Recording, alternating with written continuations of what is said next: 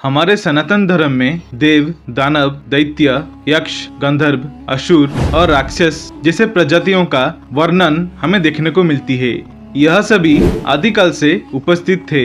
इनमें से कुछ ऐसे भी थे जो पृथ्वी के रचना से पहले ही उपस्थित थे।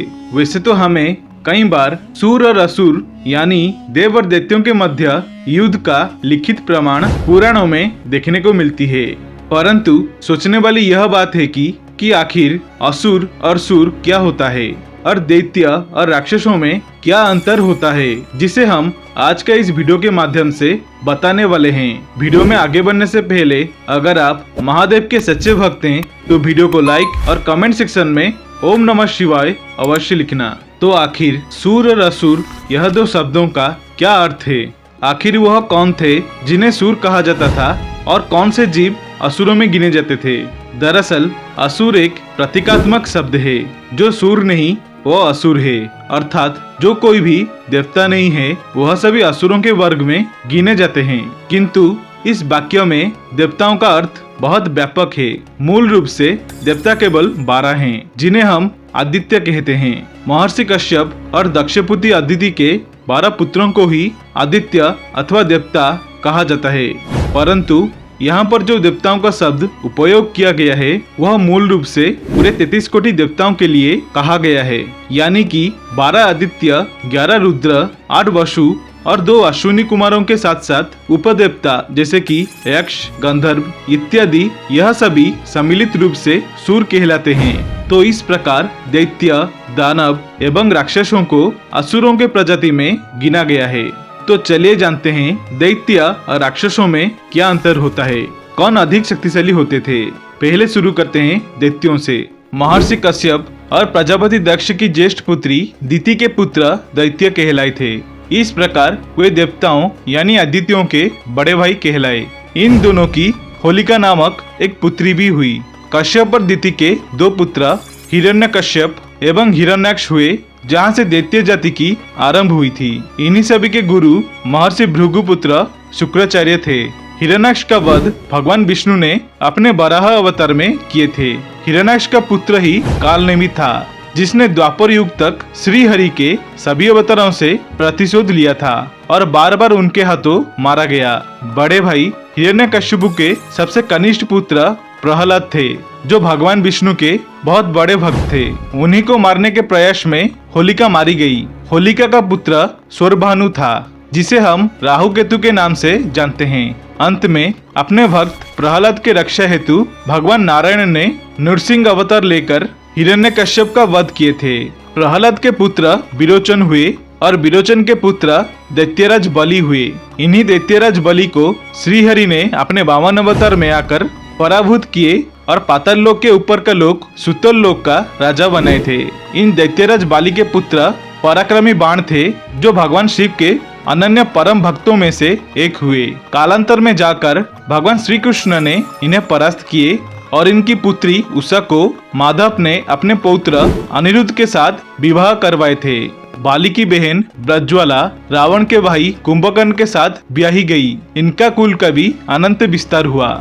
महर्षि कश्यप ने ब्रह्मा जी के पुत्र प्रजापति दक्ष की 17 कन्याओं के साथ विवाह किए, जिसे समस्त जातियां उत्पन्न हुई। सारे देवताओं की जन्म माता अदिति के गर्भ से हुआ था, तो दैत्यों की दिति से उत्पत्ति हुई थी। कहा जाता है कि दानवों की उत्पत्ति माता दनु से हुई थी, जहाँ पर राक्षसों की उत्पत्ति सुरसा से हुई और गंधर्वों की उत्पत्ति हुई थी माता अरिष्टा से। इसी तरह नाग और पक्षी की उत्पत्ति कद्रु और विनीता से हुई थी। इन सभी के पिता मरीचि के पुत्र महर्षि कश्यप थे। अब चले जानते हैं असुरों के तीसरे वर्ग के बारे में, जो कि था राक्षसों का वर्ग। वे सभी असुरों में सुसंस्कृत और विद्वान माने जाते हैं। इनकी उत्पत्ति की 2 कथाएं प्रसिद्ध है। एक कथा के अनुसार महर्षि कश्यप और दक्षपुत्री सुरसा के पुत्र ही राक्षस कहलाए थे। हालांकि राक्षसों की उत्पत्ति की दूसरी कथा को अधिक मान्य दिया जाता है, जिसके अनुसार ब्रह्मा जी के क्रोध से हेति और प्रहिति नामक 2 असुरों का जन्म हुआ और वहीं से राक्षसों का वंश की शुरुआत हुई थी। प्रहिति तपस्वी बन गए थे और हेति ने यमराज की बहन भया से विवाह किए थे। इनसे उनको विद्युतकेश नामक एक पुत्र प्राप्त हुआ था। विद्युतकेश की पत्नी सलंग कटका थी, जिससे उसे सुकेश नामक पुत्र प्राप्त हुआ। सुकेश को उसके माता पिता ने त्याग दिए थे। तब माता पार्वती ने उसे गोद ले लिया और वे तभी से शिव पुत्र कहलाए थे। सुकेश ने देववती से विवाह किए, जिससे उसे 3 पुत्र जन्मे, माल्यवन, सुमाली एवं माली। सुमाली के 10 पुत्र और 4 पुत्रियां हुई, जिनमें से एक कैकेयी थी। कैकेयी ने ब्रह्मा के पौत्र और महर्षि पुलस्त्य के पुत्र विश्रवा से विवाह किया, जिनसे उनको रावण, कुंभकर्ण और विभीषण पैदा हुए। रावण के 2 पत्नियां थी, एक थी मंदोदरी और दूसरी थी धन्यमालिनी। रावण का कुल 7 पुत्र थे, जिनमें से ज्येष्ठ पुत्र मेघनाद था।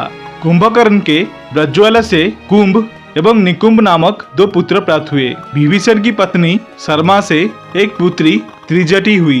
कैकेयी की एक पुत्री शूर्पणखा हुई, जिसका विवाह विद्युत जिह्वा से हुआ, जो रावण के हाथों मारा गया था। दुर्भाग्य से विभीषण को छोड़कर सभी राक्षसों का वध रामायण के युद्ध में हो गया था। मूलतः रूप में असुरों में अगर कोई अधिक शक्तिशाली था तो वह थे राक्षस, क्योंकि हमारे सनातन धर्म में दैत्यों से ज्यादा अधिक राक्षसों के प्रजाति थे। शक्तिशाली राक्षस जैसे कि लंकापति रावण, बाणासुर, महिषासुर, ऐसे कई असुर थे जिन्होंने देवताओं को भी परास्त किए हैं। राक्षस वह थे जो अपने युवा काल में अच्छे कर्म करते थे, परंतु जैसे जैसे उनका आयु बढ़ता जाता है, उनके अंदर अहंकार और मूर्खता के कारण वह राक्षस बन जाते हैं और अधर्म के पक्ष में चलते हैं। असल में राक्षस मायावी होते थे और उनके पास अष्टसिद्धियों का गुण भी था। वह मनचाह अपने शरीर को बढ़ा सकते थे। ज्यादातर राक्षसों का संबंध भगवान शिव से था।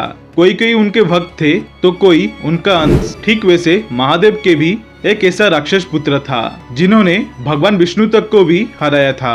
वह कोई और नहीं, स्वयं त्रिलोक का अधिपति जलंधर था। हालांकि पौराणिक कथाओं के अनुसार जलंधर भगवान शिव के सबसे बड़े शत्रु थे। श्रीमद् देवी भागवत पुराण के अनुसार जलंधर भगवान शिव के त्रिनेत्र के ज्वाला अग्नि से उत्पन्न हुए थे, लेकिन उन्हें यह पता नहीं था। वे बेहद ही शक्तिशाली राक्षस थे। उन्होंने देवराज इंद्र को आसानी से परास्त कर तीनों लोकों का स्वामी बन गए थे। कहते हैं कि जलंधर से स्वयं काल भी यानी यमराज भी डरते थे। श्रीमद् देवी भागवत पुराण के अनुसार एक बार भगवान शिव अपने तेज को समुद्र में फेंक दिए। इसे जलंधर उत्पन्न हुआ। माना जाता है कि जलंधर में अपार शक्ति था। सभी देवी देवता मिलकर भी जलंधर को पराजित नहीं कर पाते थे। जलंधर को ज्ञान था कि ब्रह्मांड में सबसे शक्तिशाली कोई है तो वह थे देवों के देव महादेव। जलंधर ने स्वयं को सर्वशक्तिमान रूप में स्थापित करने के लिए पहले इंद्रदेव को हराए और त्रिलोक का अधिपति बन गए। इसके बाद उन्होंने विष्णु लोक पर भी आक्रमण किए थे। भगवान विष्णु और जलंधर के बीच एक भयंकर युद्ध हुआ था जो लंबे समय तक चला। उन दोनों का युद्ध प्रलयकारी था। तभी देवी लक्ष्मी आकर जलंधर से कहते हैं कि हम दोनों जल से उत्पन्न हुए हैं, इसलिए हम दोनों भाई बहन हैं। देवी लक्ष्मी की बातों से प्रभावित होकर और उनको अपनी बहन मानकर जलंधर वैकुंठ से चला गया। इसके बाद उन्होंने कैलाश पर आक्रमण करने की सोची और अपने सभी असुरों को इकट्ठा किया और कैलाश पर आक्रमण किए। तब महादेव और जलंधर के बीच एक महाभयंकर युद्ध छिड़ गया, लेकिन वृंदा के सतीत्व के कारण भगवान शिव का हर प्रहार जलंधर निष्फल कर देता था। अंत में देवताओं ने मिलकर एक योजना बनाई और भगवान विष्णु जलंधर के बेस में जाकर उसके पत्नी वृंदा के पास पहुँचे। वृंदा भगवान विष्णु का अपने पति जलंधर समझकर उनके साथ पत्नी जैसा व्यवहार किए। इसे वृंदा का पतिव्रता धर्म टूट गया और भगवान शिव ने जलंधर का वध कर दिए। अपने आराध्य देव भगवान विष्णु के द्वारा सतीत्व भंग किए जाने पर वृंदा ने आत्मदाह कर लिए। तब उनकी राख पर तुलसी का एक पौधा जन्म लिया।